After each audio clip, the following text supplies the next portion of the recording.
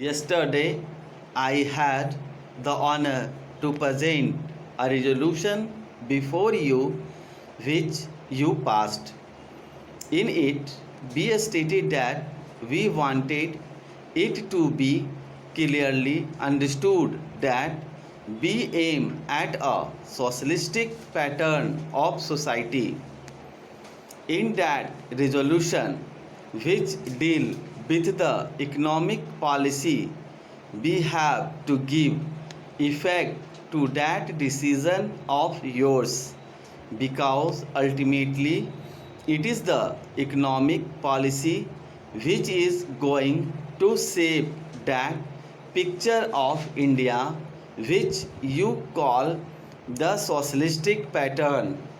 This resolution is therefore of the highest importance. In a resolution of this kind, however long drawn out it might be, one cannot enter into the details of policies.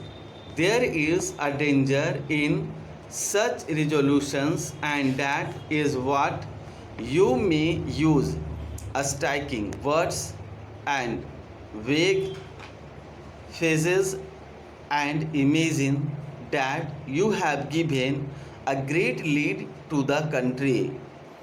That does not help us because we have to solve the problems of India.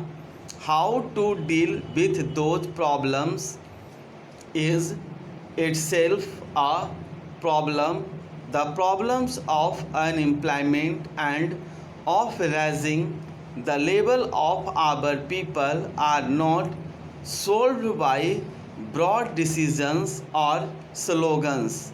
I say that this without any disrespect of those who wield striking words because I myself have been a wielder of words all my life, drafting resolutions, getting them passed, and so on. But a time comes when you have to forget words and deal with hard actualities. This applies more especially to congressmen because they have much more responsibility than others in running the government and deciding the government's policy. For us merely to write resolutions is not good enough. What then must be do?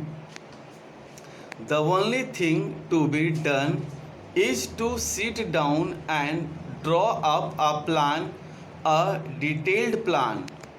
That is the function of the planning commission and of the government and of those whom they consult.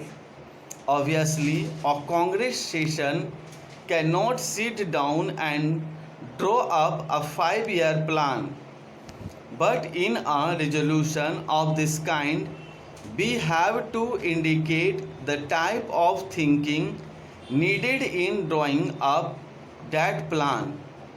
This resolution contains a brief reference to the objective to be achieved. First of all, after expressing appreciation of what has been done, the resolution says that the time has now come for substantially increasing production, for raising the standards of living, and for having progressively fuller employment so as to achieve full employment within a period of 10 years in the Congress.